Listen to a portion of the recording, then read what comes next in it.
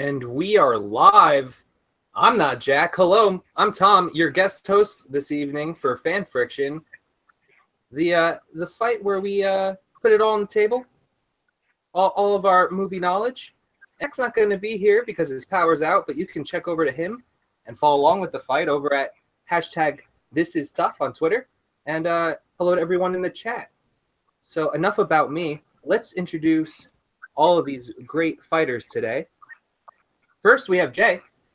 He seen in the Spike Lee joint, Chencharik, co-host of the Trusty Sidekick podcast, comedian, frequent Screen Junkies guest, and co-host of Screen Junkies News. Hello and welcome. What's happening? Thank you. It's called Chirac, which is great because no white person has ever said it right. I swear to God, they never say it right. It's Chirac, Chirac, or Ciroc, which is a drink by Puffy. That is perfect. I'm glad to be here, and I have a full cup of coffee, so this is going to be fun. And it's early here in Los Angeles. It is 9:30 in the morning. Okay, and I've been down all. I didn't get in until almost 2:30, so you guys are going to have a great time with this one. Well, we'll thank the power outage for giving you an extra half hour this morning. We also have our buddy Joe. He is a graphic designer and host of What? You haven't seen that? The show where he makes the viewer watch a movie and then discusses something like that. Joe, how's it going? Hey, how you doing? I'm right there with you, Jay. It's a rough morning for all. I got my mimosa, got my dumb suit on. Let's do this thing. Nice. And you know him, you love him. He is the previous holder of the belt, and he is here to get it back. Just don't tell my fiance. It is Brian from DVD Bunker. How's it going, Brian? It's been too long. I'm glad to be back. I'm finally back on the show. I know everybody's missed me. You know, I get the pleasure of going up against a couple first-time Fan Friction fighters, but you know, it's the first time for me too, fighting with a new judge. I've fought with Jack as my judge. I've been the judge. Now I got Tom, so I'm excited to jump in again and get crazy. I am equally as excited. So we're pretty much just going to hop right into this. We have... What's that? Oh, and Kimber's here too, and Mavis.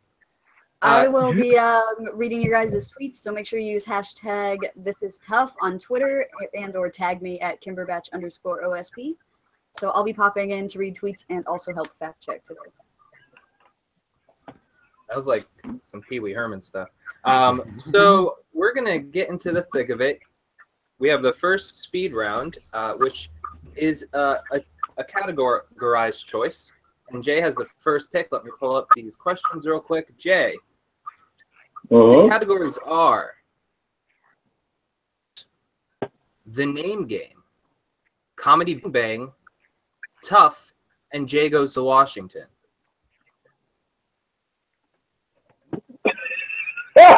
Okay,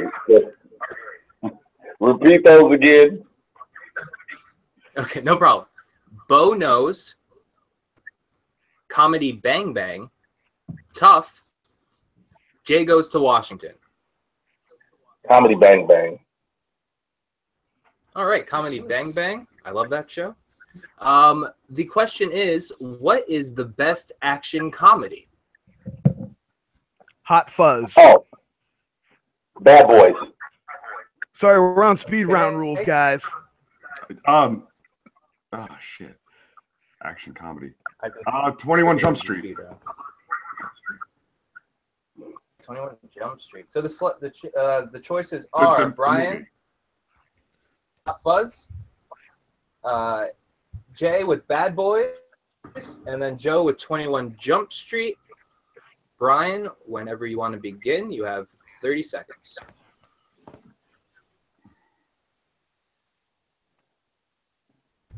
Fuzz is one of the great Cornetto trilogy from Edgar Wright, and my personal favorite. It shows his love of the action genre while still having its own story and its own plot. It's got build up and comedy. I guess when I'm thinking comedy action, I need balance, and it balances the comedy is very fun and fast and smart, but the action also pays off. Classic All right, John Woo style shootouts, explosions, hand-to-hand combat, great Brian. and nostalgia to the to classic action. Oh, sorry. Jeez. Sorry, I'm used to the bell. I was ready. All right. Next we have Jay with Bad Boys. 30 seconds whenever you're ready.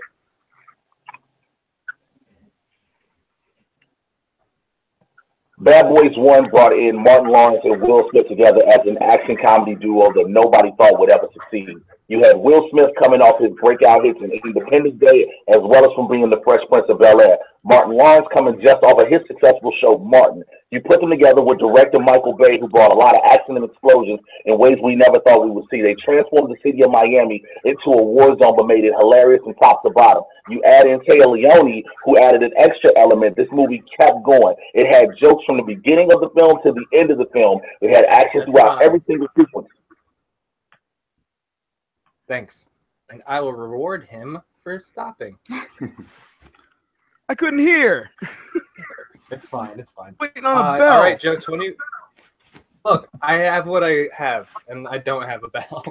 Joe, 21 Jump Street, whenever you're ready, 30 seconds. All right, 21 Jump Street's a movie that should not have worked, and it did on multiple levels. It's hysterical, the action's pretty fun, and they goof on the action themselves. It's not only a great action comedy, but it's a great spoof movie. The thing is with Bad Boys 1 is not as fun as Bad Boys 2, and it actually lacks in the comedy in Bad Boys 1. With Hot Fuzz, it's an acquired taste, and you really got to like that Cornetto trilogy and that Edgar Wright humor.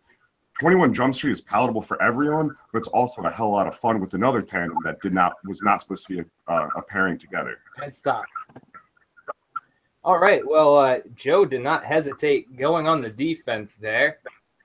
Brian, you have 20 minutes. Brian, you have 20 seconds to retort. Good.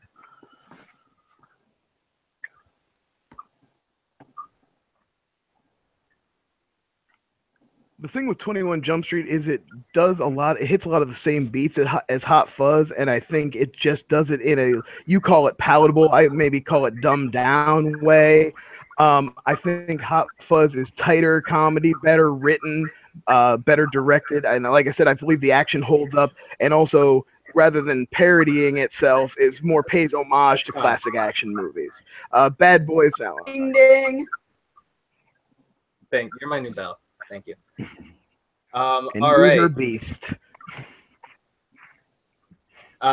Jay, whenever you're ready, man. Hot Fuzz, many people didn't understand what that film exactly was.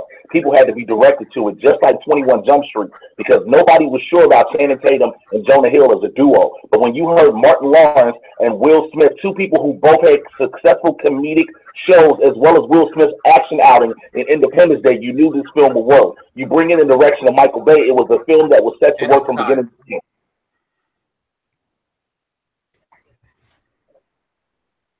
All right, I gotta go.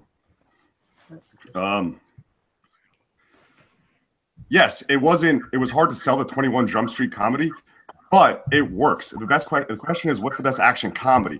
And that is essential in the role.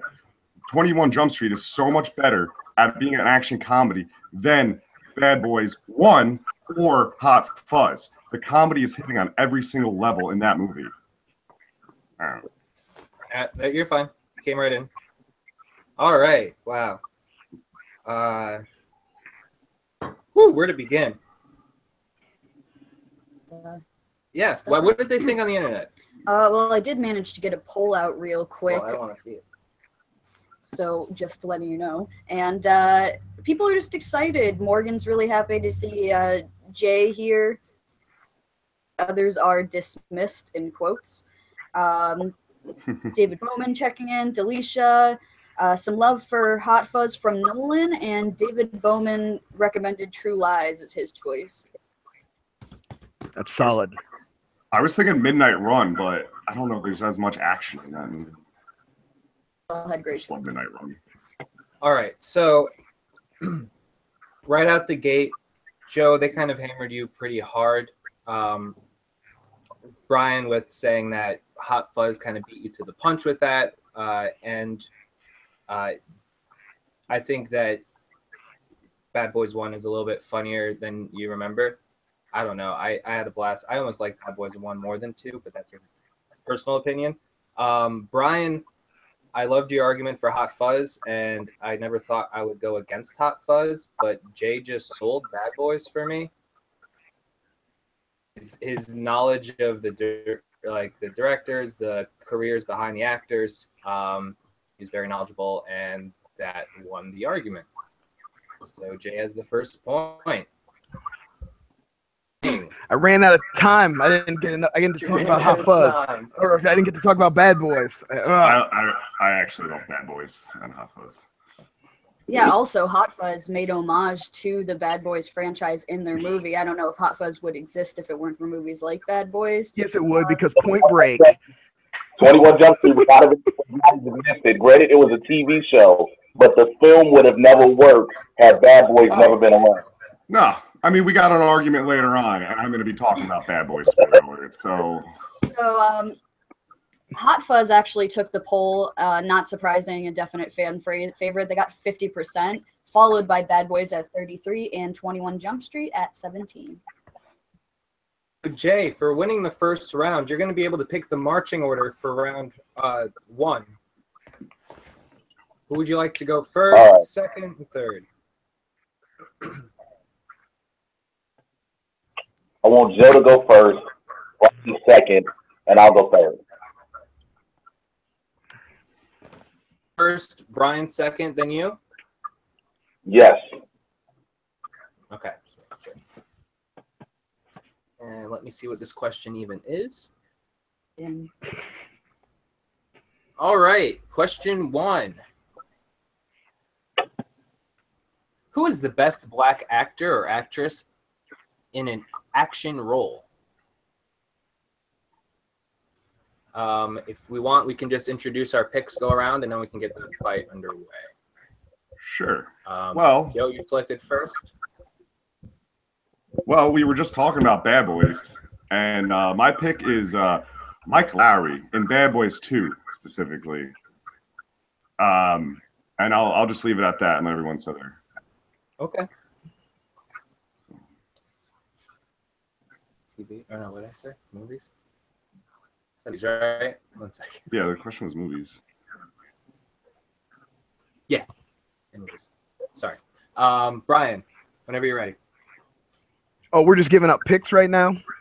My pick was Denzel Washington in The Equalizer.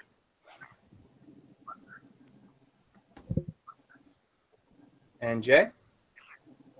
Mine is Wesley Snipes as Blade.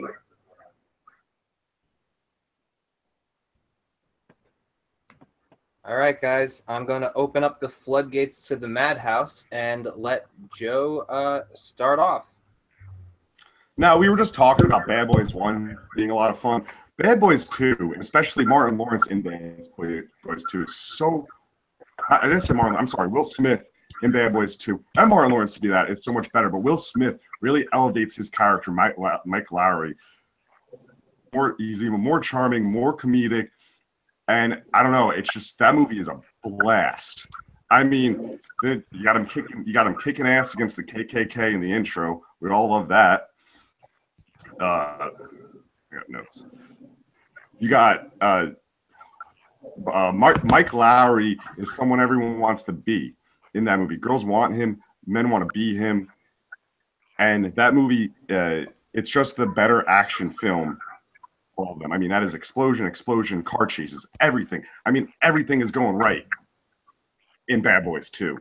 You also got Martin Lawrence in a Michael Vick jersey for the Falcons. So like, that's okay. That's but, all right, yeah, I'm opening the floor back up. No, but I really do think allow me to top in, please. Sure, go. Well, you know, I picked Denzel for this one, and I guess that's because I focused in on the best actor part in an action role. You know, Denzel is somebody who is going to not just go down as one of the best actors of this generation, but maybe all time. You know, supporting in 90 for Glory, leading actor in 2002 for Training Day, not to mention 5 or 6 other nominations for Best Lead and Best Supporting, and also Fencing. He defined his career. You know, he started out as more of a dramatic actor, and then around the time of Training Day, he got to show his tough guy side. And then I think he came out, and after Taken, there was this wave of older actor as tough guy movies. And aside from John Wick, I think maybe The Equalizer is like the best one. It's got actual legit emotion behind it. He actually cares for the girl. And, you know, it's got an interesting world, an interesting story. And I just think, just looking at the actors here, I mean, Will Smith is playing Will Smith in this. That's fine. It's great. And if this was Best Action Star, Black Action Star, I would say Wesley Snipes hands down. But Black and Roll is Denzel, no doubt. It's like Denzel's like fourth best action movie at that. But he's the best actor in an action role, is what I'm saying, and that is a great action role for him. He was better in Man on Fire, hands down, and that's a better movie. I'm sorry. Patiently waiting. I don't like the way Jay is looking in that tiny box in my screen. Jay, please, what do you have to say about this? Jump in. I was just waiting till you two were done, because Brian, here's the part where your wife is going to be very happy, because I'm going to dismiss you real quick. Now, the person that's best actor in the action role, you said Washington the Equalizer. You never brought up anything about him being an equalizer. You never brought up the film or anything. However, with Wesley Snipes and Blade, Wesley Snipes gave us the first modern-day iteration of a superhero in an action film, a film that blended 2 genres together, not only superhero, but horror, and we loved it. We loved the combination of Wesley Snipes with supporting roles from Chris Christopher, Stephen Dorff, Donald Logue, I can continue to Nabuche Wright, and more. Blade became so popular, we got two other spinoff sequels, as well as a full TV series. Granted, Wesley was not in them, but had Wesley's role not been so prolific, that franchise would not have carried on just as far as it went. As far as Will Smith's role in Bad Boys 2, of course, we had grown to know Will Smith. We'd grown to love him. But, of course, Will Smith's role does not work without Martin Lawrence. He needs a sidekick for that role to be prominent. Wesley Snipes does not need Stephen Dorff. He does not need Chris Christopherson. He does not need even Ryan Reynolds later on. He does not need Jessica Alba. He does not need Norman Reedus. He does not need anybody. Emotions. He does not need acting, because he is one note, because he is Blade. Wesley Snipes got so lazy by the end of his run as Blade that he wasn't even showing up on set. He was leaving post-it notes for the crew and doing his lines, going back to his trailer and getting high. Wesley Snipes carried that third. But in eliminate all good. But was he really ever able to get anything else after Blade? Anything else? He actually got The Expendables. They brought him in for 3 Expendables films because of they brought him in for The Expendables 8 years later. Also, for the third one, the worst here's the thing: he's considered best actor in an action role. Wesley Snipes is an action icon, and that's why he was brought into The Expendables. Also, this is how prominent Wesley Snipes' Blade was. They want his character to integrate into the current MCU. They want to bring Blade into it. There's also been talks of a Blade crossover with Underworld. Unless your actor is that prominent in the role where other films need that character to be in it, that shows you the actor and the film and the character they bring to it in the story. That fans have wants and wishes, but let's talk about what's actually happening. The Bad Boys sequels are canceled. There is no plan to bring Wesley Snipes back as of right now, and Equalizer 2 will be hitting theaters in 2018, because that is a movie, and maybe Jay missed the part where I talked about how it had more stakes and more emotion than something like John Wick. He has an actual arc with the character in that movie. The girl that he's protecting, he actually has emotional connection with her. Also, they built the world, so there is more to do for him in that world. He gets to spread out. He's a former CIA. We know that he has connections high up in the government. That is an excellent film, and his acting in it and showing emotion is on par with his best Oscar-worthy work. No, the Oscar-worthy for Equalizer. Give me a break. The Equalizer is something that if it's on USA at 4 in the afternoon on a Sunday, I'm gonna watch. But that's about it. I'd rather watch Man on Fire or another great movie like Training Day. I'd rather watch Deja Vu before I continually watch Equalizer again. Yes, I'd rather watch Unstoppable. Well, hey, your personal preference is in fact for me. I'm sorry. You understand that? I would watch the Book of Eli again before I watch Equalizer. But when it comes to Blade, hold on, Brian. When it comes to Blade, remember he doesn't have. It's not a rush to put him in the MCU. You know why? Because the MCU is a plan, as we've seen. Kevin Feige has broken down 10 years already. So if you integrate Blade into this universe, you're going to put him at the right point. You're not letting him go into Sony's trash universe. You're putting him in the Marvel Cinematic Universe where it all counts. If it counts, because it's probably never going to happen, but Equalizer 2 is ready to roll, and it's going to happen, and we're probably going to get a trilogy because it's a great movie, and that's a great role. You're talking about the movie. A third movie? Bad Boys 2. I'm talking about the actor, the best actor in an action role, which is Denzel, 2-time Oscar winner Denzel Washington. Yeah, in his other work, not in this one movie. Right, his Oscar and from the Hurricane. There's nothing that no one said, oh man, great, this is a good Denzel action film, but we need to nominate him for awards. We need to hold this and revere this. No, when it comes to Blade, again, the first R-rated superhero movie. If it was not for Blade, we would have never known what R-rated superhero movies were. And if it was not for Wesley Snipes being in that character, that we got that type of role. You had the man who could be the character, who could be the martial artist, who could portray the emotion that Blade needed to portray. Blade had to be a human half vampire who hated half of his own life. Half of his own life.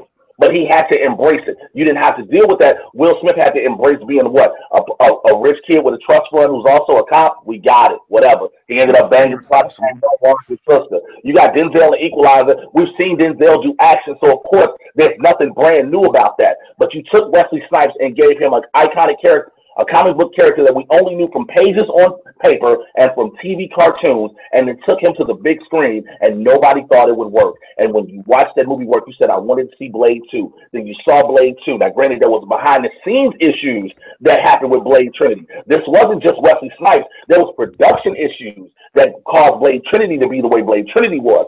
But after all that was said and done, you still have people now who are like, oh, there are talks of Blade being in the MCU. Let me make it more personal. I talked to Wesley Snipes about Blade being in the MCU. So that's how I know the talks are happening for there. In the story, in this round. Okay, I'm going to, with that, we're going to do final thoughts.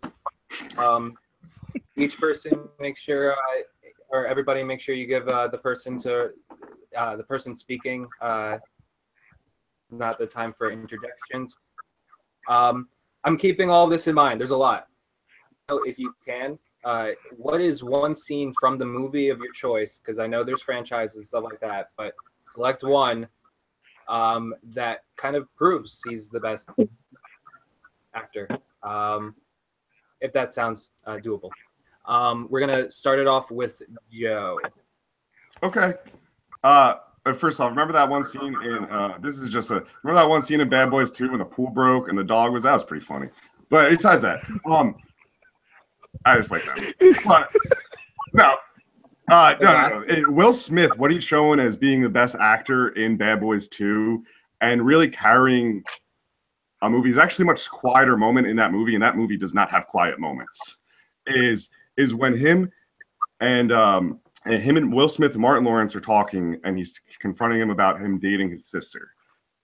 And they're having a really, real nice moment together, and him confining Martin Lawrence and just kind of like getting him together, like, it's going to be okay that I'm dating your younger sister. There's a lot. I mean, it's action a minute in that movie. But that is a moment I think that really shines Will Smith's ability. And we're talking about, like, you know, how they've gone on to do future things. Being in movies like from Independence Day to Bad Boys and Bad Boys 2 helped Will Smith to grow and be in movies like Ali and last year's Concussion. He's really worked as an actor there. So But that's a moment, a much smaller moment in that movie that I think really shines Will Smith through. It's not all loud in Michael Bay. And did you have anything else to weigh in for your final thoughts? I just don't want to cut you off, I think. No, that's all. Okay. Brian? You know, I know Denzel, people are going to be like, oh, Day, and I really like Training Day. I think the thing that people jumped at and that's why he got his Oscar, not that he didn't deserve it, was because it was something different. Now that by the time he got to Equalizer, though, we had seen him run the gamut. We'd seen him go back and forth, do action, go back to drama, come back, and I think what did it for me in Equalizer was just that that have come out since Taken, and they're all trying to hit the same note.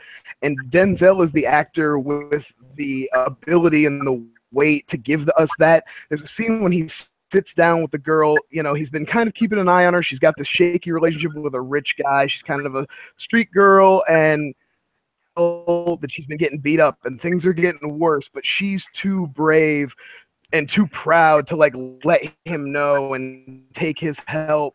But he knows he's going to have to get involved at some point. He doesn't want to because he's been living this secret life, but he just can't watch this injustice and not do something. Like, only an actor on Denzel's level can sell that for me.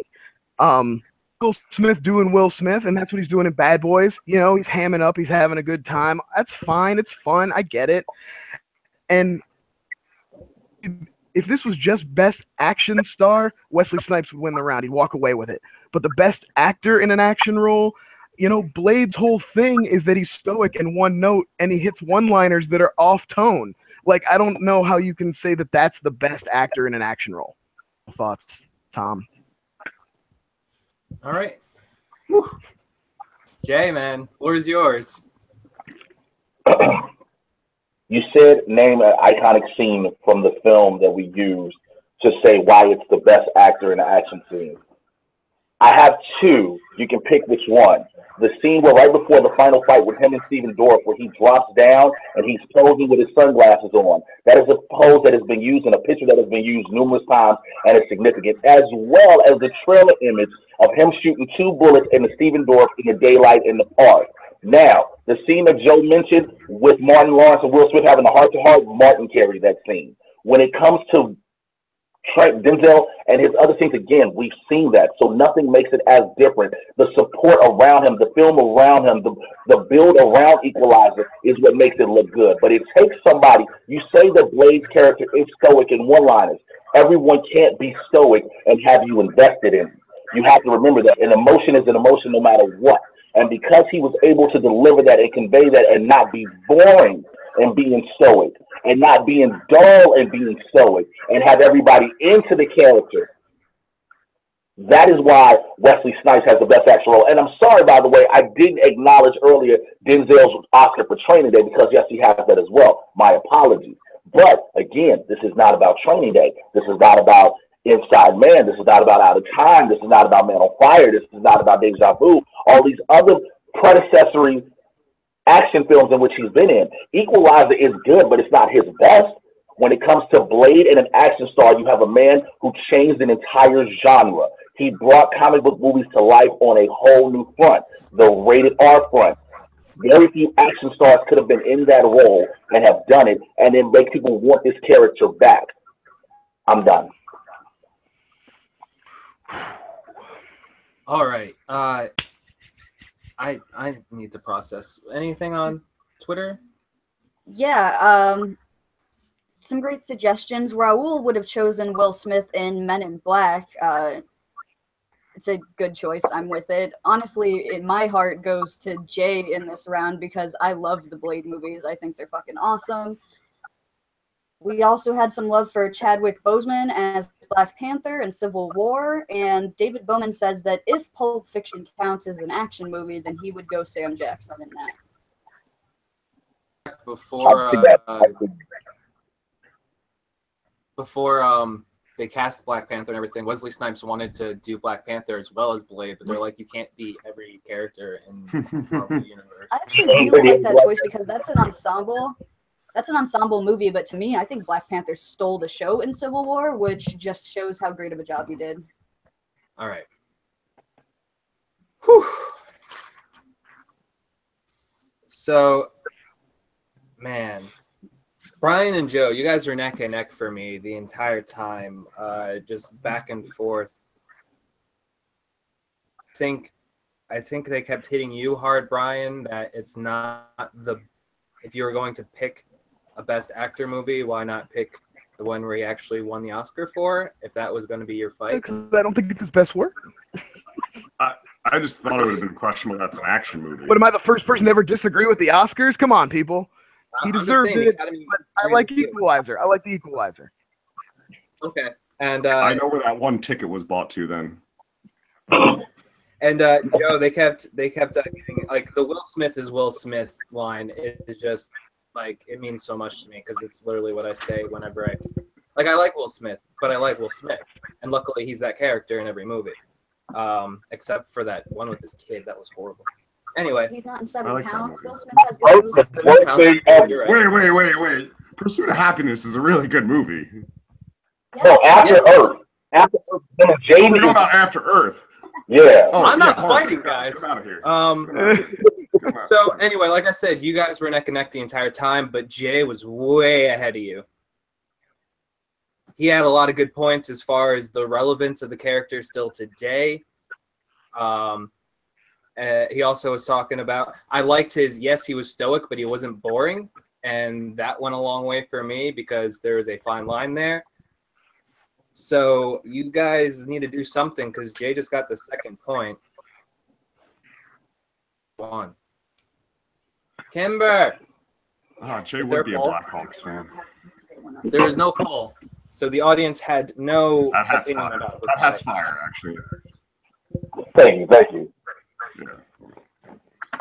All right. So we're going to go to speed round number 2. I guess the winner would pick again. So, Jay, the categories again are Bo Knows, The Name Game, TUFF, and Jay Goes to Washington. Tough. Okay. And remember, the first picks I hear, that's the order we're going to go in. And the question is, what is the best acronym used in a movie? Shield.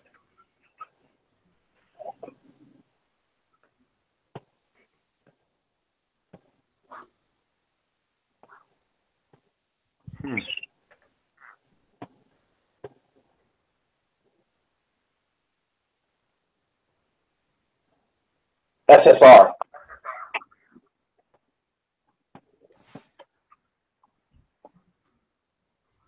Oh, DTF in Superbad. DTF? All right. Let me get the stopwatch out. We're gonna go Brian. Did Jay, Brian say one? and- I didn't hear Brian Is it or Shield? Jay's answers. Oh, there was Shield Shield. from the Marvel movies. That's what Brian said. And Jay, you said SSR, correct? What movie? Captain America. The first Avenger. SSR. Yes. All right. So My first, before I start, can I just apologize to everyone? I'll try not to say DTF. You can Google it yourself. oh yeah, sorry, that's fine. Well, this way we don't have to say it every 5 seconds. A heart attack. I get you. Friendly. Yeah. Well, down to fun. We'll say down to fun. All right. I just, All right. Hashtag down to fun. Let's get it trending, everyone.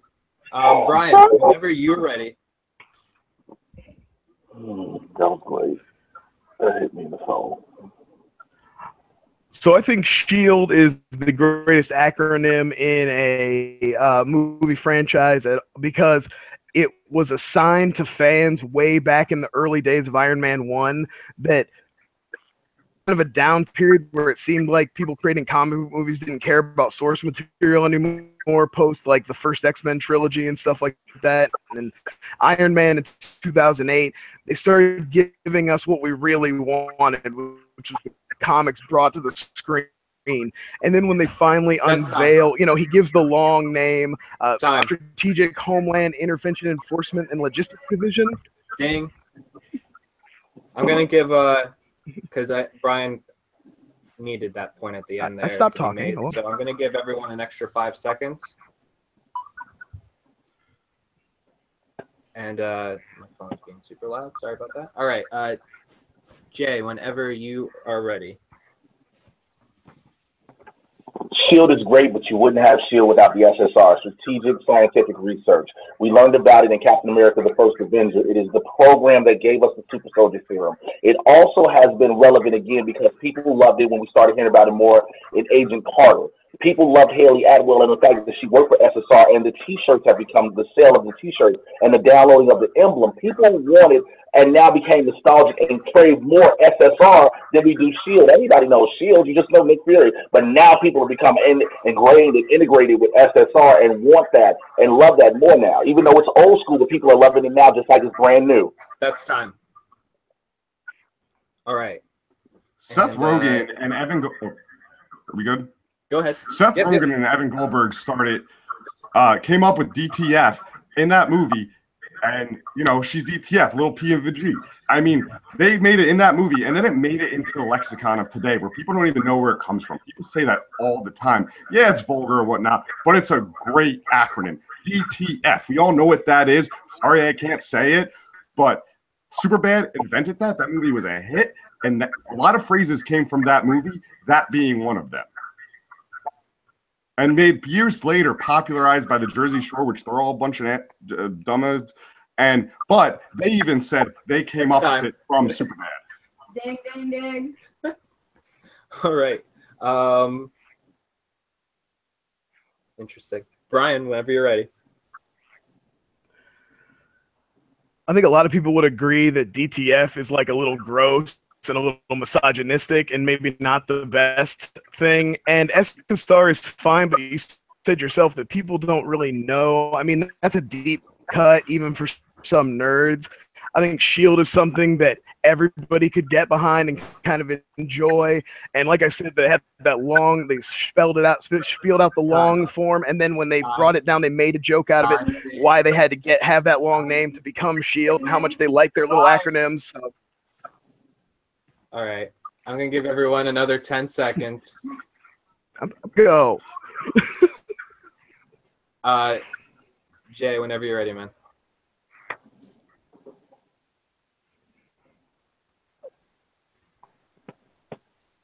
It's best acronym in the movie. DTF is cool, but it's not the best one to withstand the test of time.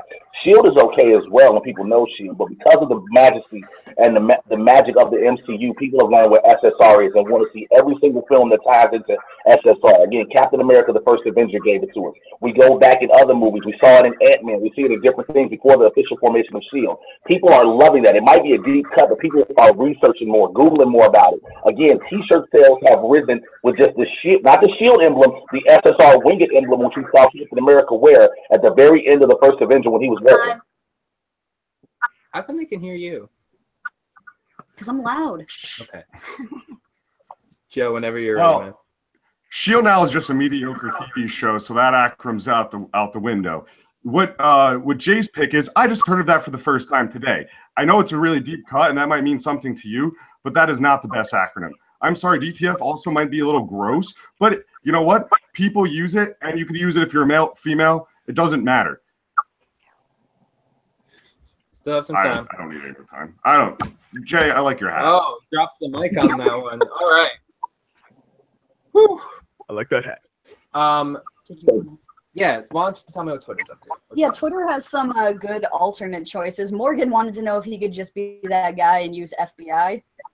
Janine nominated the FAG, the Film Actors Guild from Team America World Police. David Bowman says, or no, where is that? That's Eric Austenmacher says, clearly nobody is using the best acronym from the MCU, Jarvis. So. I don't even know what Jarvis stands for. Yeah. I think they just, that's like, oh, we're going to be clever and make Jarvis an acronym instead of a butler. All right. So for me, guys, between Brian and Joe, I consider myself kind of a nerd, and I kind of didn't know what SSR was. So I didn't watch.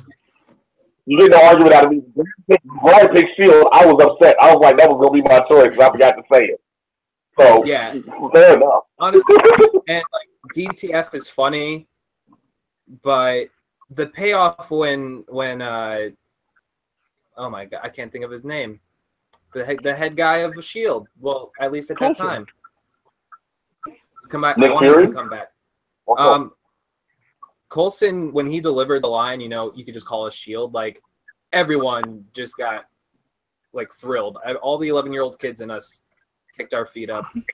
So Brian, I'm gonna let you take the point, man. Woo! Go on somebody.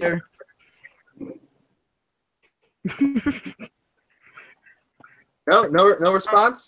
Brian, you got the point. Well, yeah, thank you. I wooed. You must not hear me. We must have a little connection. Is there a delay? I wooed. I thanked Ric Flair for being healthy. Well, that's good enough to say twice. All right. So, Brian, because you won, we don't do marching order now, do we? We just do things. I think he does get to pick the order. Oh, do you get to pick? All right, Brian, you want to pick the marching order for round 2? Doesn't matter. Jack's not here. Jay go first. Ooh. And then Joe, and then me. All right. Power move.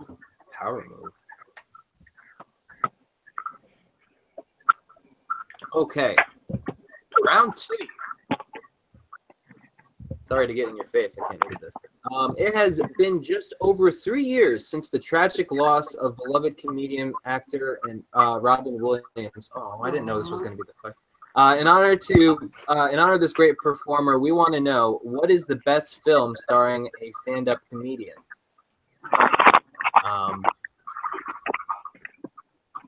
Do you guys want to introduce your films, or you guys just want to get into it? It's up to you. I don't care. I think we should introduce.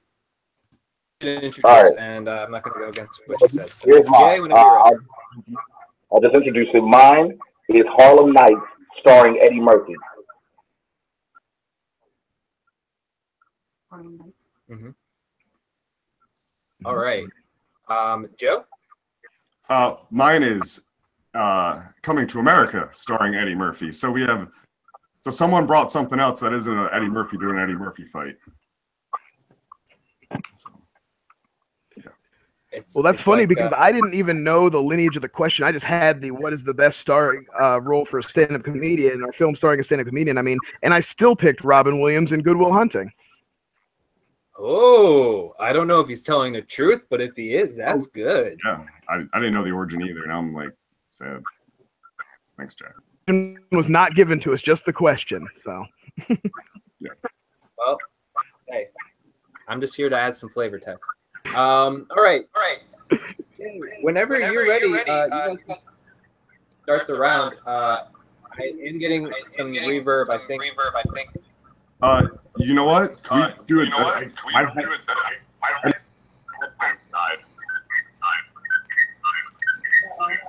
It could be from my mic. I could grab another pair of headphones real quick. I'm sorry for the inconvenience. No, you're fine. It's actually. No, it's everybody. I don't know. It's everybody. Sorry, everybody. Yeah. I'm sweating. I'm getting some feedback from Jay and Well, I just switched headphones, so hopefully we're good. Okay, that's much better. And Joe, you just want to talk about that? How about me? Can you hear me? I can hear everyone. Okay. Jay's picture did drop out, but I'm sure he'll be back. Yeah, here I come. Give me 1 second. There we go. Bam. Should come back. The camera on Brian's face because it's so nice. I just hear some crackles. Okay. All right, am I back? Some. Oh, we're good. Now buzzing. Nope, not me. How's that, guys? Feedback from somebody. You want to just try it without headphones? Is it me? Can you guys hear me or? Yeah. I can hear Jay okay. I'm getting just a little fuzz. All right. That's good. We'll do it without. Yeah, it was my cord. Okay. That sounds much better. We'll do it without my cord. So let's go. And we're back.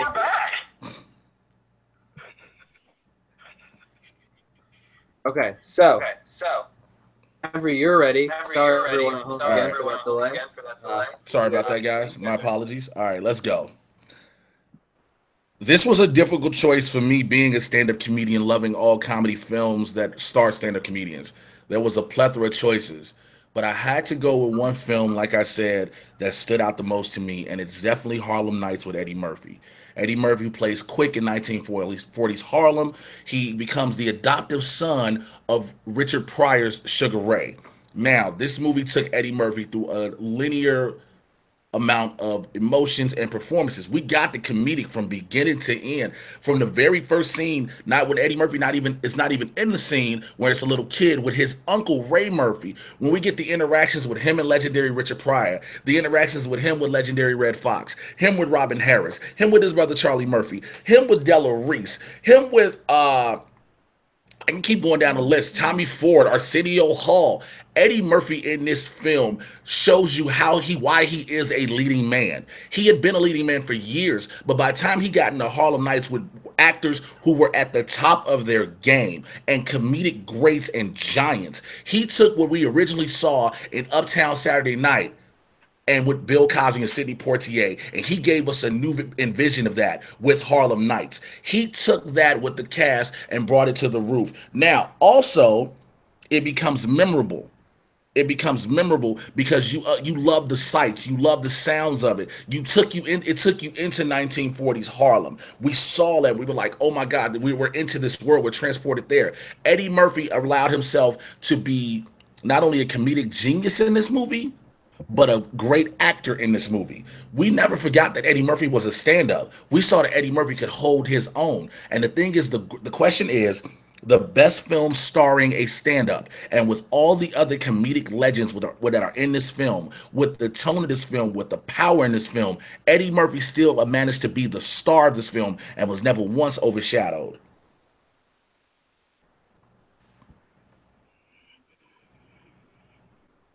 Anybody want to jump in? I thought I was going to let Joe get his. Oh, I'm sorry. I'm sorry. I was. Oh, fuck! I can hear myself. Okay, so I watched. I'll get my movie first. Sorry. Coming to America, starring Eddie Murphy, is, it comes right after. It comes right after Beverly Hills Cop and Beverly Hills Cop 2, if I have his IMDb correct. But this is Eddie Murphy's first time playing multiple characters and showing us what he's going to do later on. And that movie still is hysterical. Pound for pound, one of the funniest comedies of all time. And that's thanks to Eddie and the script that he helped write in the story. Him as Prince Akeem also only works because he is so charming and likable in that movie. If it was just another rich guy coming over and he wasn't as charismatic as Eddie Murphy, especially Eddie Murphy then, and this is, I believe, 1 year before Raw, without question, this is Eddie Murphy at his best comedically and dramatically acting-wise. Harlem Nights, I tried watching that movie. I got about an hour and a half into it. I did fall asleep. I have more thoughts on that, but I'll let you do your things. Oh yeah, sure. I'll jump in. I have to say that I was surprised to see not one but both of you pick Eddie Murphy. But then I was really surprised also at your choices. Like, Coming to America is maybe the most nostalgic driven choice and the most like if you were talking about people's favorite comedies, maybe, but about the best film, like no Dreamgirls, no Bowfinger. And then Jay took it even more to the extreme. To find a worse reviewed Eddie Murphy movie than Harlem Nights, you basically have to go to Pluto Nash. This is like the most forgettable. I think Eddie Murphy wants to forget Harlem Nights. That stuck with people, that actually like is part of the lexicon that people talk about. Good Will Hunting, Robin Williams' turn. You know, everybody knew he was a great comedic actor, but this is the time he was finally recognized for his acting chops. This was a movie that obviously won Oscars for not only Williams but screenplay. And even if you can't relate to being a genius, I definitely find this movie relatable in the ways that sometimes you let your own fear about what you think your limitations are keep you in a rut and keep you down. This is a heartfelt story that totally holds up. It not only made a career shift for Robin Williams, but also made Ben Affleck and Matt Damon, who have like gone on to have incredible careers. So when we're talking about the best movie starring a stand-up comedian, yeah. Yeah, Hunting. I'm so glad the question was about Robin Williams.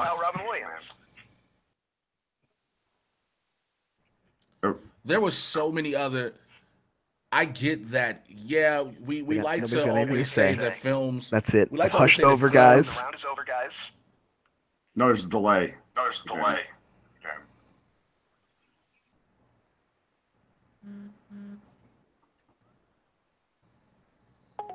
And we lost Brian, so he's out. So we lost Brian. So does that eliminate him automatically? Eddie Murphy fight. What are we doing? I'm muted. He's not back by the end of the round. Should we fight? Do you want us to fight, or like? No, I need him to. I mean, it's easy to do yours. I want him too. I'll get you. I'm gonna get you. Well, let me tell you something. Coming to America is a great movie. It's an iconic movie. Of course, we have things like Soul Glow. But again, you talk about the evolution of an actor. And by the time we got to Harlem Nights, we saw the evolution of a stand-up comedian turned actor. You had to take somebody who had to play charm and charisma in the 1940s. Eddie Murphy has always been a character actor. We knew what Eddie Murphy could do from Saturday Night Live. So what he did in Coming to America was no shock to anyone. It wasn't a shock to anyone. You'd have been better off saying Arsenio Hall because we didn't know what Arsenio Hall could have done. However, when it came to Eddie Murphy and Harlem Nights, we watched that man, like I said, hold his own to greats. And even though Brian is not here, let's be honest, people will bring up Good Will Hunting, but he would have been better off bringing up Patch Adams. Patch Adams would have won this conversation hands down, but he didn't. Hey Brian, glad you're back. Hey Brian, glad you're back. Just want you to. Are you there, Brian? The thing is, with Harlem Nights, is that I'm watching it, and Eddie Murphy made a really bad mistake by directing that movie. He even said that he was looking for the next party. He didn't care about the shots. And he is so wooden in that movie. Roger Pryor and Red Fox, always enjoyable. But Eddie Murphy is not good in Harlem Nights. He is wooden. He does not have anyone directing him in that movie. He has himself and his ego, which was at the masses at that time. It is a movie of historical, like you could put it in like a canon because of the stand-ups that are featured in it and the years throughout. But the movie itself and Eddie Murphy in that movie is not good. Coming to America you know what, Eddie was doing that on some SNL stuff, but that movie is phenomenal. It is not just nostalgia. There's nothing. Characters, but see, here's the problem with that. Because he's done it in SNL, your better bet would have said, instead of saying Coming to America, you could have went the Clump. You could have went the Nutty Professor. You could have went the Clumps, because then you would have shown an evolution of an actor even past Harlem Nights. But you didn't. Harlem Nights is there again with Robin Williams. Had he said Patch Adams, that would have been the best performance out of Robin Williams. More people think about the career that took off of Matt Damon from Good Will Hunting more than they do the career of Robin Williams. People will put other synonymous. They'll go Good Morning Vietnam. They'll go Patch Adams. They'll even bring up Mrs. Doubtfire. But you went straight to Good Will Hunting because, yeah, oh, it's the Oscar performance. A lot of people have Oscar-winning performances nobody remembers, and nobody totes that movie behind it. Again, Matt Damon became the star behind that. Ben Affleck became the bigger star behind that. When it comes to Coming to America, yeah, we saw what Eddie Murphy started to do. We saw the characters. We saw the SNL guy come back. The guy who was I'm Gonna Be Damned. The guy who was Nat Turner, all these different things. We saw what he did. But when you got to Harlem Nights, regardless, critic reviews have always been the movies that people say, oh, this movie was horrible. And then you have the actor, the director always say, well, I wish I wouldn't have done it. But in retrospect, you watch it and you see how people talk about those films and they still stay proud of that film. Eddie Murphy got to work with his comedic hero side by side in Harlem Nights. He stayed with Richard Pryor throughout this movie. This movie also took Eddie to show, hey, he can be a director as well. And that's a good point. That was another thing about it. If you pick Harlem Nights, why didn't you pick Richard Pryor? Why didn't you pick what I would consider the stronger comedian, who had a stronger effect on the business, and this was a better film for him than for Eddie Murphy? Also, Robin Williams did do semi-dramatic roles before Good Will Hunting. He did, Patch Adams, you mentioned. He did Good Morning Vietnam, but always tempered with a lot of comedy. Good Will Hunting was the first time it was a full dramatic effort, and that's why it was recognized with the Oscar. And if you think people forget Good Will Hunting, that's crazy. That movie is a top 20 drama of the 90s, 100%. And people still look on it very fondly, and that's an Oscar well-earned, both writing and acting. Brian, the Oscars will never acknowledge comedy. The Oscars will never acknowledge comedy. We already know this. The Oscars only acknowledge drama and somewhat action. The Oscars never want to acknowledge comedy. Because Dreamgirls as a whole is a drama. I think it's just best film. What's the best movie? And I think Good Will Hunting is far and away the best movie of these three. And I don't think Eddie Murphy's ever even been in a movie that was nearly as good as Good Will Hunting. Like I said, Coming to America is fine 80s comedy, but it's mostly nostalgia driven. It's not as good as you remember it. I don't hold that in esteem. It's like there with Trading Places, where it's got a smart idea for the first two acts, and then in the end, it just kind of fumbles over itself till it gets to the finale. And like I said, for Harlem Nights, it's just something that, I mean, your argument being that if even the critics and the director and the lead actor want to distance themselves from it, it's still somehow a good movie. I don't understand that. How many movies have we seen that have not been critically acclaimed that have become cult classics? There are numerous. But it's not a cult classic. It is not? No. No. No. Harlem Nights. I don't hear anybody talking about Harlem Nights. Harlem Nights? Okay, all right. It's not. You're talking about you're talking about a film. Cult classics bring people back to it. And again, how many times in film history will you ever see those iconic stand-up comedians led by the junior comedian in the group? Led by the junior, not the seniors.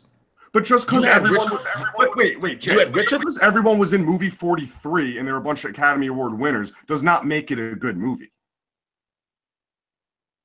Yeah, and that was just Eddie using his clout to bring those people together. He could do it at that time. He had the power. Who? Eddie had the power over Richard. Could have said no. Red Fox could have said no. Della Reese could have said no. Richard Pryor didn't like Eddie Murphy on set. Who? Richard Pryor didn't like Eddie Murphy on set. The role to work supporting with him. Well, he took it, and then when he took it, he didn't like the man he was singing. Okay, guys. All right. I'm trying to juggle the audio and the audio. So we're gonna go to final thoughts. Final thoughts. Okay. My final thought is this. Harlem Nights is the evolution after Coming to America. We've seen that. We knew what he did in Coming to America because we saw it. He could do it in SNL. We end up seeing later what he can do in the Clumps. It does the best. Even if you want to go, I could have went that way, but I'm still going Harlem Nights. I watched the man take the role of being a star in a film to bring comedic greats together and work with them and no one outshine each other, but still stand out. You see what I'm saying? That sounds weird to say. No one outshine each other, but still stand out. When it comes to Good Will Hunting, that is not the best movie starring a stand-up comedian. You could have went to Patch Adams, but you didn't. People focus more on Matt Damon. Yes, Robin Williams won an Oscar for it, but people will focus more on Matt Damon's career afterwards. I'm done. All right. Joe? Okay. First, Good Will Hunting, and yeah, Robin Williams. I actually think he has better dramatic work and even other movies. I'm actually a big fan of 1 Hour Photo. I think he pulls off that role really well because he balances comedy and horror such on the same plane that he's able to bring that in. And, yeah, Robin Williams with the Juilliard, that was like a cakewalk for him to do Good Will Hunting. It was just him flexing his muscles. Coming to America with Eddie Murphy was literally, and I believe it's the first time, I need to be fact-checked on this, but I remember reading it. It's the first I believe fully assembled African-American cast with that type of budget. In that, like for like a studio system like that to be all leads. Please fact check me on that. But Coming to America it's something that has such rewatchability and repeat viewings. Where Harlem Nights, I said I watched once before and I watched it before this, and I fell asleep because it drags and it does not have any direction. Eddie Murphy, especially then, needed direction. He was not mature enough to do what he was trying to do. Okay. And you know what? It's not your fault, Brian. It's not your fault. It's my internet connection's fault. I'm done. So, I hope this is going to come through. Joys Coming to America, but to argue that it's the best film starring a stand-up is crazy. It's not even the best Eddie Murphy movie. Like I said, Dreamgirls or a Bowfinger would have been a great choice. Harlem Nights is a vanity. Yes, he brought all these comedians together, but it's just so that he could say he made a movie with his favorite comedians, and he didn't do anything with them that was memorable or that anybody was interested in, and that's why people don't talk about this movie. And I mean, I have personal favorites too that nobody cares about, but it doesn't make it the best movie. I think saying that Good Will Hunting only you don't even have 1 Hour Photo without Good Will Hunting. So to say that that's somehow better when one couldn't even exist without the other, he had to prove himself. Like I said, Patch Adams, Good Morning Vietnam, these are movies where he's comedic and dramatic. The Good Will Hunting was the first time he got to actually show his Juilliard trained acting chops. That's why he got the best supporting actor Oscar, and because it's the best movie and so well written, that's why Ben and Matt, who both, yes, I agree, went on to be stars in their own, because when you have a huge hit movie that's well remembered and everybody loves, you often get a career boost, and Ben and Matt both went on to it also. All right. For me. So, Good Will Hunting gave us Bicentennial Man. What did Twitter say? Twitter feels for you guys with the technical difficulties, but do not blame you for the technical difficulties. You're bearing with us. We had some good choices. Nolan nominated Russell Brand and Get Him to the Greek, which spurred a little debate between me and Morgan as to whether Russell Brand is funny. So check that out in the hashtag. Didn't even know Russell Brand was a stand-up. Yeah, right. Morgan is screaming Pryor from the roofs, and he says either stir crazy or see no evil, hear no evil. And I really liked Raul's choice. He said Eternal Sunshine of the Spotless Mind. And if we were Man talking in the Robin Moon, Williams, too. It's on my list.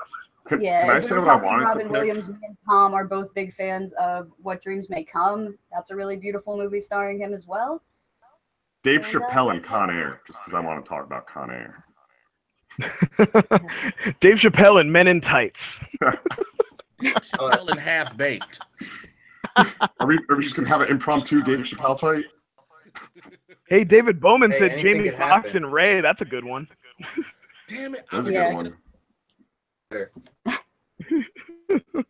Anyway, guys. So you all mentioned a lot of like personal reasons why you love this movie, and a lot of effects.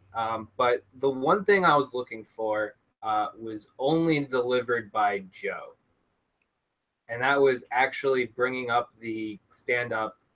Like he was like Raw was right after this. Like he actually integrated both things, and I think that's what brought him up on top.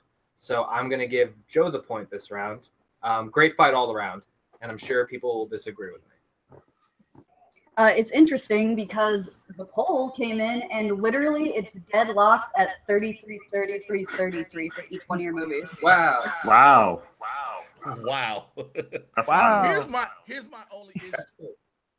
All right. So here's the thing, guys. We cannot talk more than one at a time because I have to turn Jay's mic on and off. So bear with me. We're gonna get through these next fights. They're speed rounds, so we shouldn't have to talk. Or the next one's a speed round, so we shouldn't have to talk over each other too much. But Joe, you're gonna be picking the next category. Hey, could you repeat them? And also, Jay, I did actually like Harlan Nights. Nice. I love Blade too. But what were the questions again? I didn't. I mean the I'm you know gonna this pull them up category. right now. I gotta bring up my Jack. Screenshotted them for me, so I have to try to read them real quick. Oh no, I lost it. This is a great time to maybe Joe. What do you do? Sorry. Oh, plug. So I host a podcast. Anyone's welcome on. It's called What You Haven't Seen That. And it's just we're like a movie that kind of everyone's always saying like, oh my God, you haven't seen that? And you come on and you discuss it. It's usually about a 25-minute conversation. Brian's been on.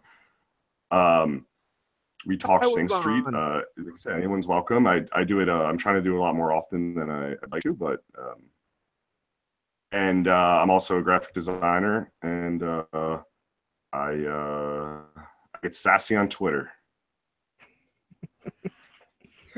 While I'm loading, I got the photo. I'm just loading it up now. Oh yeah, Kimber wanted to say something. Yeah, last minute fact check from the internet. Jonathan Peck wanted to say that there is a comedian that got nominated for an Oscar for a comedy, and that is Melissa McCarthy for Bridesmaids. So thank you, Jonathan. That's true. She did. The more you know. All right. While I'm still trying to. Sorry, everyone. About DVD Bunker. Oh, sure. We can talk about DVD Bunker. I love to. That airs here on the TUFF channel and stars me with my buddy Matt. And we look at my DVD collection and look at old movies that I haven't watched in a long time and talk about them. And this week, just Friday, I uploaded an episode about Look Who's Talking, an 80s with John Travolta. Is that classic? And it's a seminal film from my childhood. So there you go. Nice. And I'm gonna let Jay plug whatever you want. I'm just the average black dude that hangs around and just kicks it. I'm the co-host of the Trusty Sidekick podcast, myself with Bobby Hill. What we do is we get you caught up on everything going on with the Marvel and DC TV show and cinematic universes, so just live action stuff. We got a new episode coming up soon. Also, of course, you can find me on Screen Junkies. You can find me on Collider. You can catch me sometimes on Hyper RPG. You can catch me on your local comedy club stages. You can catch me on a bunch of movies and TV shows. And so I'm just an average dude that just tries to kick it and have fun in life. Well, I think it's safe to say that we're all having a blast with you. I appreciate it. I'm having fun with you guys. You guys making me actually fight early Sunday in the morning. This is what I'm talking about. Let's do this. Training montage. All right, so I have the questions. Joe. Yes. Here are the categories. You have to pick from Bo Knows, The Name Game, and Jay Goes to Washington. All right, let's do Bo Knows. Little Bo Jackson. Okay. Are we going to watch some All-Stars? I am going to have to turn on Jay's mic for this, so I apologize, home, but I have to hear him.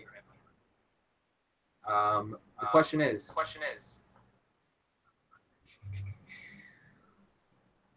Oh, and this was sent in by Robin Pierce on Twitter. So thank you, Robin. What makes the worst actors? Wrestlers, Basketball players. musicians, or athletes? What There's profession? three. You have three to pick from. Oh, we have 3 categories.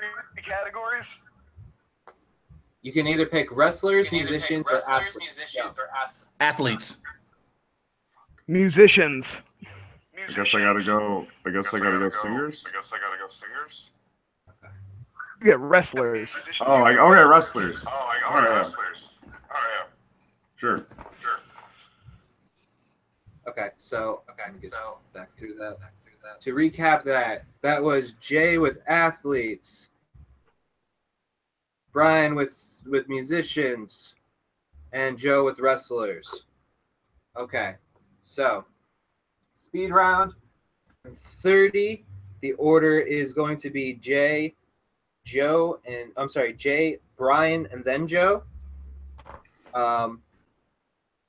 30 and 20, and let me turn up Jay's mic.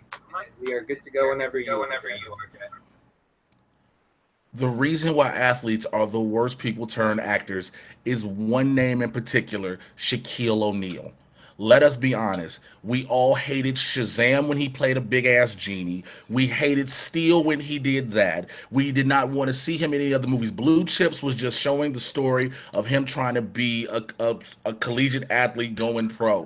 Shaquille O'Neal is good being Shaquille O'Neal, but Shaquille O'Neal is not good on film. No one wants to see Shaq in movies. I would rather just see Shaq behind the desk doing commentary. Ding, ding, ding. Ding, ding, ding. All right, Joe. First off, Kazam. Oh, It's called Kazam. It's a national. Brian. Oh, it's me. Oh. But I'll count that. Do I? So being bad actors is nobody expects anything of them. You know, musicians are actually performers. They should be able to get up in front of people. But for every half-decent musician who pops up in a movie, you have some vanity project where a person brings on every member of their entourage, and they all have. And they're natural boy. They do get in front of cameras and run spiels. So of all these, I think that musicians disappoint the most, and that's what makes them the worst. They should be somebody you want to see do better, and they're performers. Ooh, that was nice. Musicians actually do really make good. Can I go? Go ahead. Start. Musicians make really good actors. You look at Jennifer Hudson; she won an Oscar. Kazam is a national treasure, so I don't know what you're talking about. But wrestlers, No Holds Barred was just Vince McMahon and Hulk Hogan doing cocaine in a hotel room for a couple of days, punching up a script, and they went to go film it. It's all trash. Every one of these is trash, guys. No one's a good actor. No one's a good actor. Okay, sorry, Jay. Go ahead. Here's why wrestlers are the best. The Rock turned actor is the highest grossing actor in Hollywood. Triple H had a career. Hulk Hogan had a prominent career. Musicians, Tupac Shakur, as well as Jennifer Hudson. But nobody wants to see basketball players or football players, i.e. Shaquille O'Neal and Kazam. Lawrence Taylor had to play himself in Any Given Sunday. No one is trying to see them. And nobody's trying to see regular athletes. Wrestlers are making action stars. John Cena is about to become one. Musicians prove all the time they can make that transition. Okay. Yeah. Clock. Joe, whenever you're ready. That was Brian. Me? Is it me? Oh, I'm sorry. I keep reading the wrong list.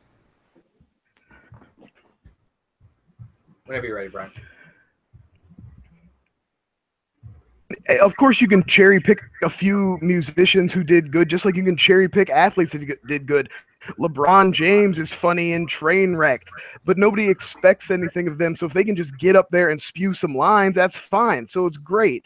Musicians are performers. They should be able to do better. So when they fail, they fail harder. And like I said, wrestlers. Time. MacGruber's an amazing movie that stars wrestlers. Ding, ding. You know, there's Brian. So Kazam, it's a movie about a genie who's rapping, and you know he meets a kid named Max, and Max has a really crappy life, but not really. His stepdad's actually pretty cool, and you know it's actually a comedic treasure on and downs. So you know what, Kazam might be an Academy Award-winning film. It might, you know, and then his dad's not even around. I already know I lost, so you know what, Kazam. I just want to pitch you guys Kazam. I just wanted to pitch Kazam. It's fine. I prefer Shazam with Sinbad. That was a funny So, meme. just some comments from people online. Morgan said, "We all love Shaq. We don't want to see him act, though." Billy says that wrestlers are actors, and that everyone forgot about Space Jam. That awful piece of garbage should have been used in this fight. Bill at Philadelphia, PA said that we shouldn't forget Brett Favre in Something About Mary. Dude couldn't even play himself. Favre? Favre. All right, so the Kazam fence did not work in Joe's favor, and Brian, man, Jay just had so much. Like, once he brought out The Rock, it was kind of game over, and then he brought out John Cena, and I didn't see that coming. So, And in all honesty, athletes are terrible actors. I wish I'd had athletes. Yeah, They're the worst. Wrestlers, ooh, they're all actually pretty decent actors when they need to be. They're so bad. okay. When in doubt, guys, just pitch Kazam. It's a fight pitch. Okay. So Kimber also has a poll.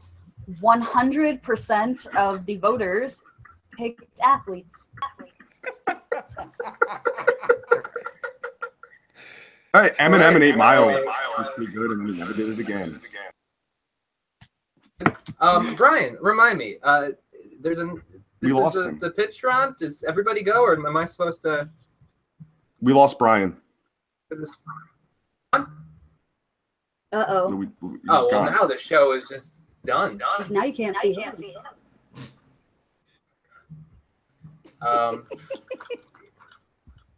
We'll wait a few seconds. This will be a good time for us. Kimber, you want to come here real quick? So you're watching the TUFF channel with great content such as Brian's DVD Bunker. Ashley and Joe are doing live because of fan frictions. They're actually going to be discussing a film. I think. Wait, is it announced yet? I think they're doing like a riddle thing. So it's one of the films from this fight they're going to be talking about for OSP on OddShaped Channel.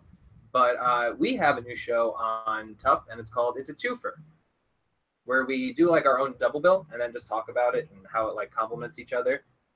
And the one that's out on the channel, came out this week, is Flash Gordon and Guardians of the Galaxy. We had a blast making it, and we hope you guys enjoy it, or enjoyed it if you've watched already. And we do have a promo for the upcoming episode that we filmed with Morgan Robinson when he was in town, and that will be out Thursday. The promo comes out. So Brian was here, and then Brian was gone. Hey, Kimber, I think we talked on Twitter. You guys should try to do Austin Powers and Captain America, because there were weirdly similarities between the love story when I was watching it the other day. Definitely, if anyone has suggestions for twofers, you can tweet either one of us, and we will take that into consideration. So definitely. Yeah, hear me out on that one. Brian was fighting with me about it, but it was literally we're watching it, and Austin falls in love with his former partner's daughter. Cap kind of does a similar thing by the end of Civil War with like Peggy Carter's granddaughter. Very, very weird connection I found there, but nice. Would have that much in common. Yeah. No, they're not that similar, but it was like, oh, this is Cap. Brian's back. Brian's back. The show can I'm go trying to get some of this reverb and delay out of this, but do you have it down on your mic? It's from Jay's. Jay's, and it's either that or we deal with the hissing wire the entire time. Oh, well, my headset isn't connected, so I have no headset. Well, the one headset was hissing, wasn't it? Yeah, Try but I took plugging it it out. back. I haven't had the headset on for over a round and a half.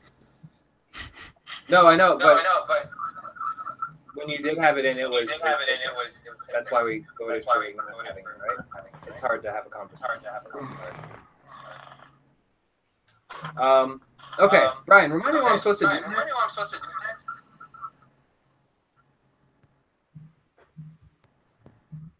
Mystery round, right? Yeah. That's it. And then after that, if there's a tie, there's a tiebreaker, right? But all three are in on this, correct? This one. What's the score? 1-1 right now. 1-1. That's why. Okay. Yeah, Jay's got 3, and Joe and I both have 1 point, right? That's where we're sitting. Last round's 2 points, so that means the winner of this round, if it's not Jay, could force a tiebreaker. Interesting. Ooh. Go to the mystery round. How am I supposed to do this? Choose a random number in each column. Okay, so there's 3 columns. Okay, you're going to have to pick a number for each column. So you're going to have to pick 3 numbers between 1 and 10. This is crazy. You're going to have to pick 3 numbers between 1 and 10. And then I will tell you what movie you have to pitch. So the easiest way is to go around the table. Let's start with you, Brian. What I need 3 numbers between 1 and 10. 4, 1. So I'm sorry, that was 4 what 1? I'm sorry, 6, 4, 1. Okay, got you. Jay, same question.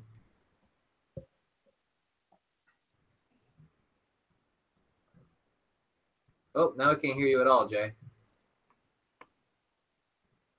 No.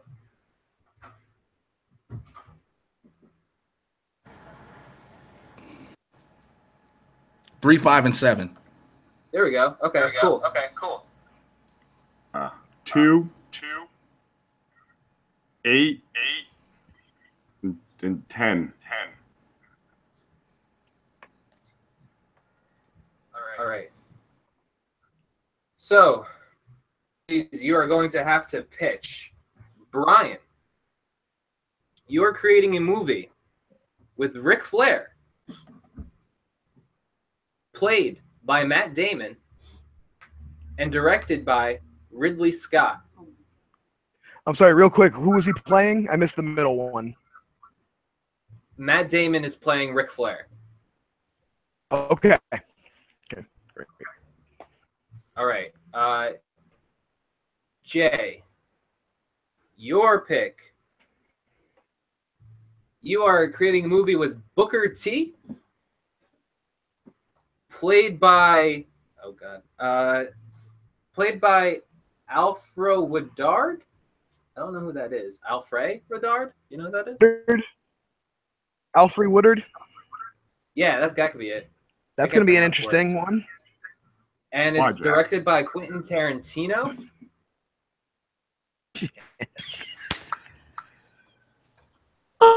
I look forward to this one. And then, Joe, you have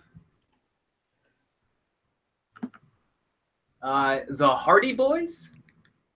I guess being played by, like, both roles are being played by. Perfect. And the director is Tyler Perry. Ah, Who was playing them? I missed who was playing them. Who is going to be playing the Hardy Boys? Yeah. Will Smith will be taking both roles. Oh, he's on brand.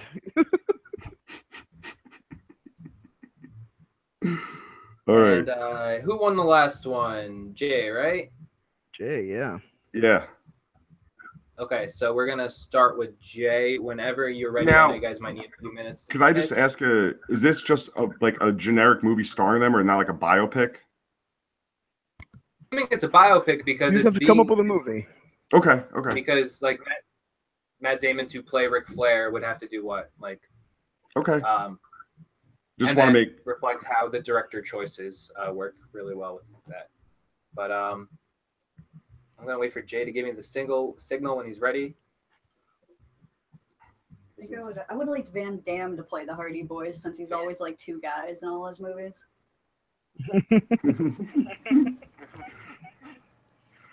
But yeah, if you haven't already, subscribe, comment, do all that stuff. Check out everyone else's content. We have a great bunch of people here, and be part of the community by supporting the community. I got nothing. So stupid. This is so stupid. I love it. This is so dumb. I hate myself. Oh.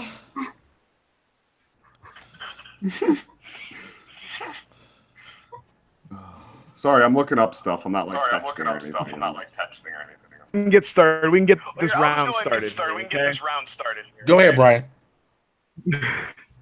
So we have reteaming the Golden Globe nominated and winning team of Ridley Scott and Matt Damon. And they're going to bring that amazing they brought to the marsh of the story of Ric Flair.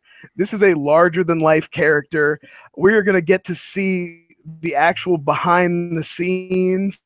I can't wait till we hear that Ben Affleck gets cast as Arn Anderson and we start to make up our four horsemen. I think that Ridley Scott will bring kind of gritty realism to the world of wrestling, that we've seen in the kind of like universe of Blade Runner and Alien. We're going to get to see that kind of gritty flair. He's not going to be afraid to delve into what went on the plane rides in between territories when he was styling and profiling, doing blow and wearing open shirts and having feathered hair. And the Nature Boy story goes on. I mean, there's so much to tell. You can talk about how he, was the face of wrestling for 15 years before he had to play second fiddle to Hulk Hogan. And then how he got revenge and got to like bring back the Horsemen and kind of like orchestrate and be there for the last days of the WCW, but then go on even further and continue to have success, form Evolution with Triple H and kind of help shepherd his career more. And Matt Damon, we've already seen that you can throw some makeup on him and a nice wig, just like in Behind the Candelabra, and get a really great storied performance from Matt Damon. He has the chops to play Ric Flair, and I mean chops literally. If you're a Flair fan, you know what I'm talking about. Woo! Brian, you still have if you want to add anything else? I scared Tom away, guys. I guess it's over. Okay. Oh, actually, Brian, I can't hear you. Oh, I didn't know. I forgot it was a timed round. I didn't realize. I forgot that this was kind of on speed round rules. I'm sorry. It's fine. It's you still have 30 seconds. That's what I'm saying. Ridley Scott's visual style and what he can bring to this movie, or no?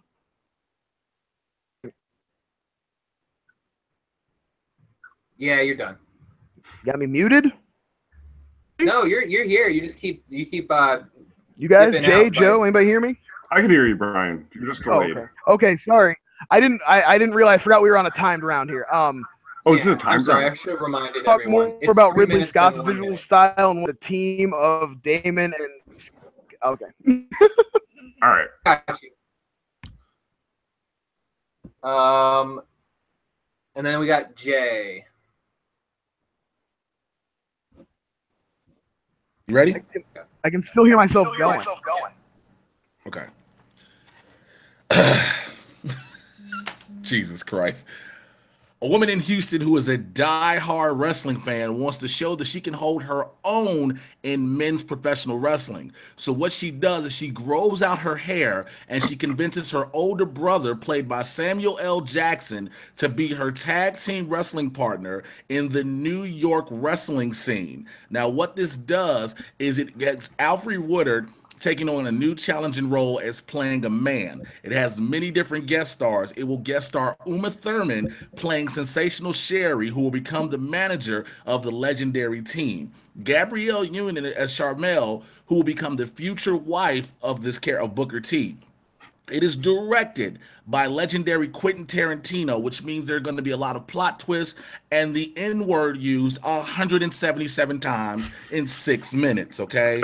And also, the movie will feature Vince McMahon, played by Vince McMahon. This movie is called Harlem Heat. Okay, you still have 2 minutes to do whatever you want with it.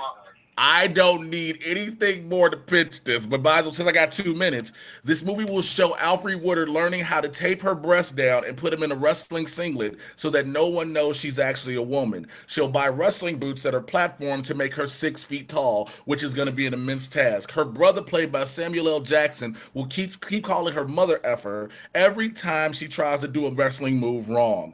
Quentin Tarantino will interject himself as the drug-dealing, cocaine-using wrestling promoter who is trying to sleep with Booker T for some weird reason because he finds himself strangely attracted to her. Alfre Woodard will then go on and say, "Can you dig it, sucker?" And for some weird reason, that will become the tagline used throughout the film. All right, Please go to the next person. I just got pitched Tootsie. But starring Booker T. Go ahead, Joe. All right.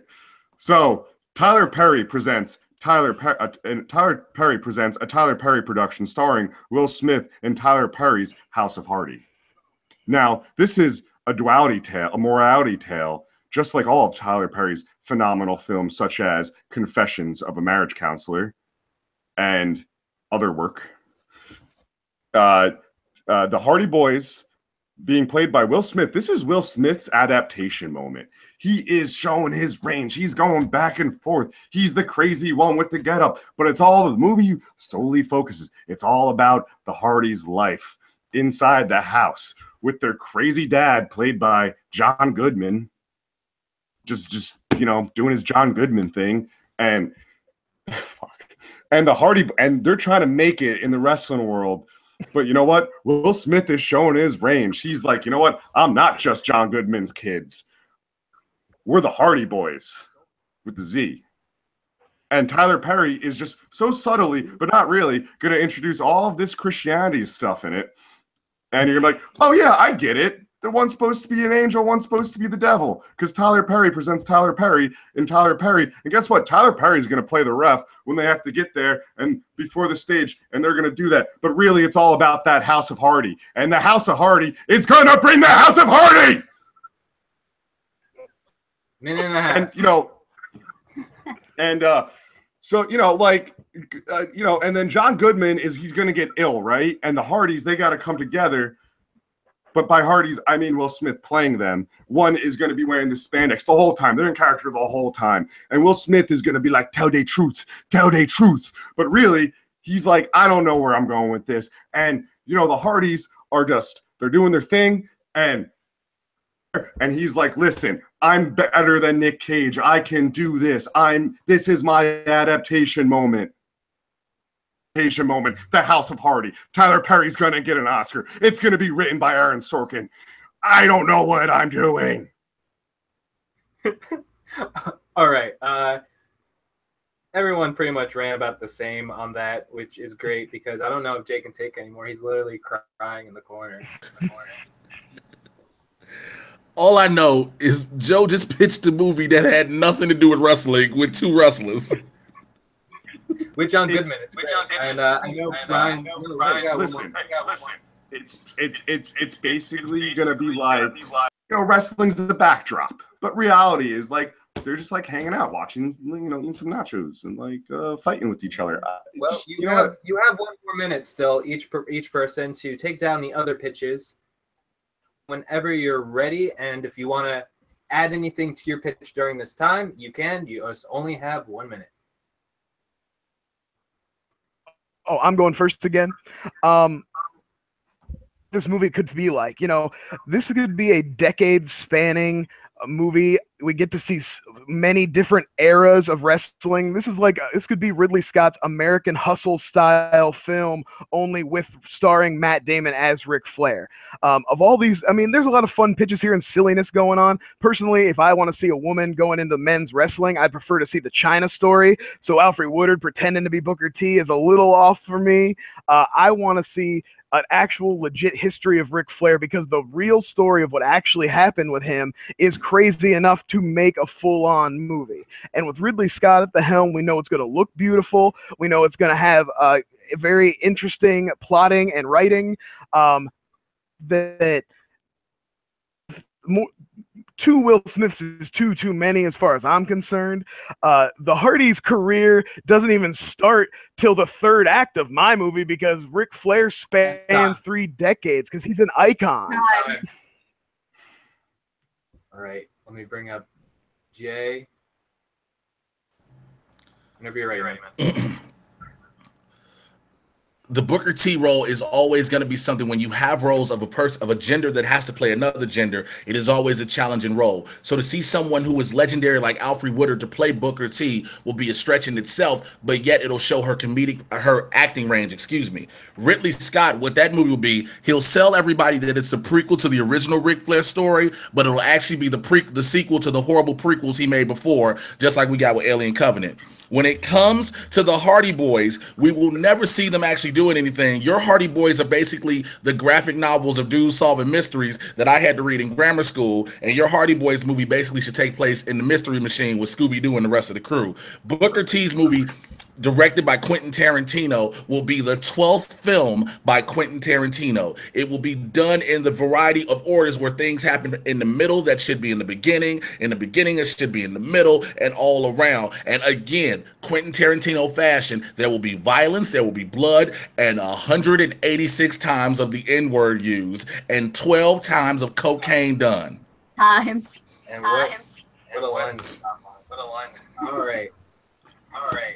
Oh, you want to talk about cocaine? The Hardy Boys, we just made mounds of cocaine in this movie. They're going to be doing so much blow. It's going to be falling out of their nose. And that's why they're called the Hardy Boys, because they hard on that shit. But Brian, all I would be thinking about the whole time is Matt Damon looking very similar to his character in Behind the Candelabra, and I wouldn't be able to difference the two. Jay, you're just pitching Tootsie with Booker T, and guess what? It'd be like, oh, yourself Booker T, there's already a Booker T. And you know what? You'd be able to see her boobs put down in the singlet. They do form and show. But reality is, this Hardy Boys movie is going to bring back drugs in a big way. And Tyler Perry is going to let us know that they're going to be doing all of this. And you know what? This movie is what you want it to be. You go in and it's like, pick a chapter. Oh, great. All right, the Hardys go into the dragon. They get the dragon. I want to see them eat a bowl of cereal on a Sunday afternoon when it's raining. Well, they're going to do that too. Literally, you can have the Hardy Boys do anything in this movie. Okay. Except wrestle. No one wants to see wrestling. All right. I'm kidding. The internet is just trying to figure out what the hell is happening right now. They're all applauding at these bizarre and wonderful bunch of memes going around of what Jay's face looked like as everyone was doing their pitches. And it's mostly a bunch of that. No real alternate things, just people watching. Well, that was not easy with what Jack set up there, but I applaud efforts all around. That stuff's really hard. I feel like my chops pun didn't get the attention it deserved. Yeah. Joe, your pitch was definitely one of the most entertaining, but half of your argument was that it would still teach Tyler Perry's morals, and then he was like, but there's going to be cocaine throughout the whole thing. You don't know how it ends. I'm not going to spoil it. It ends with them doing what you blow. Brian, for me, yours definitely made the most sense as far as like the director with the same actor and the way you would treat the project. But what I was literally looking for was just a solid pitch. His obvious knowledge of the director's work and the actor's work. I've never heard of the actress. I probably have. I'm just horrible with names. So don't come after me on Twitter, please. But for me, Jay takes the point. He had the most solid pitch. And if I'm not wrong, Yeah, you smoked That's us. it. Jay wins. Jay won. Jay, I gotta say, your movie actually, you did come up with actually a pretty solid movie there. It was like, how do you do that? Laughing like I was writing this as I was writing it. I couldn't believe it. I was like, this is just so stupid. This is so stupid. Oh, it's funny. Yeah, I do have to applaud you. That was pretty impressive, Jay. It sounded like you were kind of like pitching something you already had prepared. That stuff's really hard. Me and Brian in the championship round picked characters and we didn't know what they were for. And then they ended up having to be in a Rocky remake and we ended up with very strange choices. So I totally understand what you had to deal with right here. And you guys all did awesome. Really impressive. Thank you. All right. So I guess one last time we'll go around and let everyone know where they can find you and how to get in contact you on Twitter or whatever. Let you know how you did on the fight. Again, thank you, Jay, for coming by, and I'm going to start off with you. Thank you again. Thank you guys for having me. Thank you, Jack, for reaching out. I know he couldn't be here. Thank you all. It was a blast, man. Being up early on a Sunday, I didn't think I was going to have this much fun. Brian and Joe, you two are amazing fighters, man. I appreciate you all. This was fun. Like, I literally am taking notes like I do movie and TV fights. As you can see, I got stuff that I was writing down about everything just to battle y'all. So I appreciate it. For everybody who watches their channel, please keep supporting these guys, what they're doing, everybody that has their shows. Find me on Twitter at Mr. J Washington, MrJayWashington. The same things across the board, Instagram, Facebook, everything. Just find me. I talk back to people. I have fun with people. You follow me, you're gonna laugh and all that other crazy stuff. But again, thank you guys. This was a blast. No, thank you, man. And we're gonna go. Oh, okay, yeah. You can find me on Twitter on Chindango1. Like I said earlier, you can listen to my podcast. What, you haven't seen that? I had so much fun today, guys. Thank you so much for Jack and everyone. Thank you so much for having me on. I hope to come on again. This was just such a blast. And another thing I do want to say is, if you're listening, if you can and if you have the funds, please donate to the hurricane, to Harvey.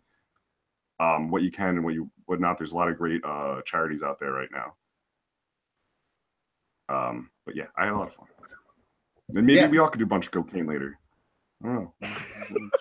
No, for sure. It's great seeing everyone getting involved with hurricane relief efforts. Like the store across the street has a way to donate. So if you're looking, there's ways. Brian.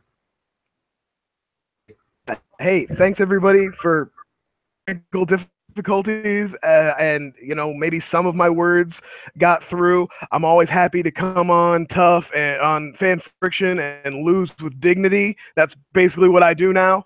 Old wrestler, I take falls, I put over new talent. That's my job now. All right, that's old guy. Like, I am Ric Flair. I'm the Ric Flair now. I'm gonna be Ric Flair. Woo! Thanks again, Jay. You were awesome. Yeah, keep going, Brian. I'm sorry. I'll get back to Jack. Thanks, everybody. That's all right. Thanks, everybody. Check out DVD Bunker. I just put up an episode on Friday. Look Who's Talking, and we filmed a special episode, which is going to be our 50th episode. We're going to be doing a tournament of the Marvel Cinematic Universe. So you get to hear me talk about all 16 movies currently in the Marvel Cinematic Universe and determine what we think the best one is. So that's cool. Nice. I'm looking forward to that. Jay, I saw you trying to say something there. I just want to say this to Brian because specifically his wife will appreciate this. Brian and Joe, you've been dismissed. I've never been prouder. Oh, that's it Works for for us. Make sure you check out all of the tough content upcoming for us on OddShapedPanel. Monday we have our Q&A, 9 p.m. Tuesday, Mormo Zone is going live, so check out Mormo Zine. He's going to have a live show on OddShapedPanel now, not just the recorded one. And just stay tuned. You can tweet at me at OddShapedPanel. And I'm at Kimberbatch_OSP. And you can always tweet at 2008, that's Jack, and let him know that I'm an okay host. Not better, just okay. Next week, right? Or is it the 2 weeks? Different. 2 weeks. 2 weeks from now, we have Charlie Feldman, Kim Hanley, and Randall Sands fighting. So, yeah, it's going to be a really good one. So look forward to that, and we'll see you all soon. Thank you so much.